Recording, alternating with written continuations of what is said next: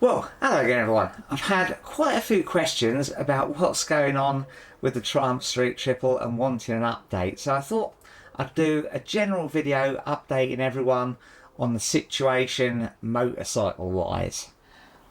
I believe in the next few days we'll get the cylinder head back for the Triumph Street Triple, and hopefully that will enable us to reassemble the engine. I've got a new head gasket, I've got new stretch bolts, so we should be able to put everything back together and hopefully get the Triumph up and running again.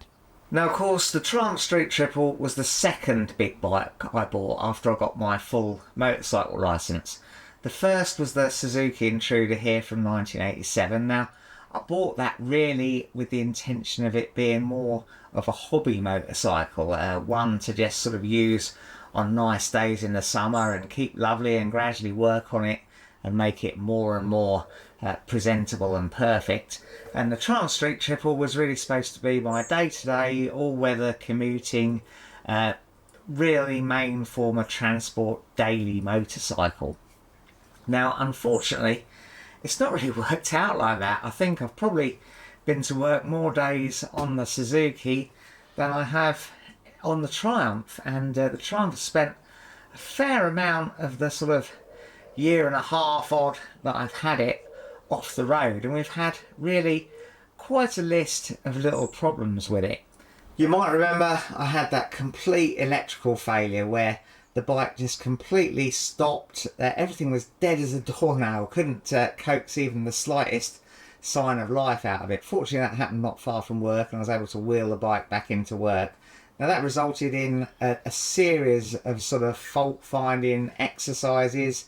We ended up replacing the starter relay and also the ignition switch to cure that problem, and yeah, that took it off the road for a while I worked out what on earth was going on. Then we had the problem with the fuel pump, and of course that was related to the work that I did on the bike after this big electrical fault, and yeah, that resulted in me snapping off the bottom of the fuel pump and we had to fit a whole new fuel pump to it. That was nearly a very costly exercise, but just turned out to be a moderately costly exercise due to the use of second-hand parts. And then of course it was the failed MOT because of the fork seals and the replacement of the fork seals and all that debate over whether we really needed new stanchions or not. And of course the most recent fault is this mess you see before you here, which obviously originally started as just a crack in the exhaust headers and has now ended up with the engine out and the head off. So yeah, really I think as much as I have loved riding the bike when it's been going, I think it's not really proving a reliable enough bike to be a daily commuter. Now it was an insurance write-off when I bought it, and they were quite open with me that it had been used as a track bike, so perhaps that is a little bit to be expected. So I think once we've got this back together and up and running, I think it will be time to move on. And I've been thinking about what I would exchange this for. Now I need a good all-round bike, something that I can go to work every day on. I can ride all through the winter. I really enjoyed the trip we had to the Peak District with Chaz and Gary, so want something with a bit of touring capability, and you know, it's really going to be my only vehicle that I can use daily. Obviously I've got the Suzuki and I've got the motorhome, I've got the capability of borrowing Nikki's car, and also I've got the electric bike. So I'm not short of modes of transport, but yeah, I really need a good usable daily all-purpose vehicle. Now what I kind of settled on in my head, I was looking for a pan-European. I've been to look at a couple of them, and yeah, they are very nice, and I think in terms of luggage capacity and touring capability, I think they really fit the bill, but perhaps not so much in the day-to-day sort of livability of commuting and having to push it in and out the garage and get past all the parked cars in the garage block here to get it out.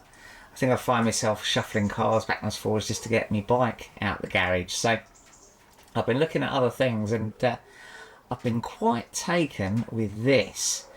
Now, yeah, you may end up seeing a bit more of this, but yet to be determined. But yeah, I think this is possibly a strong contender. Drop me a line in the comments and let me know what you think. But yeah, I'm on the verge really. The idea was to get this done and to trade it in, but unfortunately with the weather turning now, and I don't know really how long this will take us to do, hopefully we get that all back and up and running in a day. But if we hit further problems, we might need further parts and things, and this could drag on a little bit. And I really don't think it would be the thing to use my lovely intruder through the winter. I think that would suffer. I really want to make this lovely and nice. I've got some plans for this as well. There's all sorts of little tidying up jobs to do on it, little bits and pieces, and I'm hoping that with a reliable daily riding bike to use through the winter, I can spend some time on this and get this where I want it to be. Not that it's really far off at the moment at all. Well, there you go. That is a little bit of a roundup of the current motorcycle situation.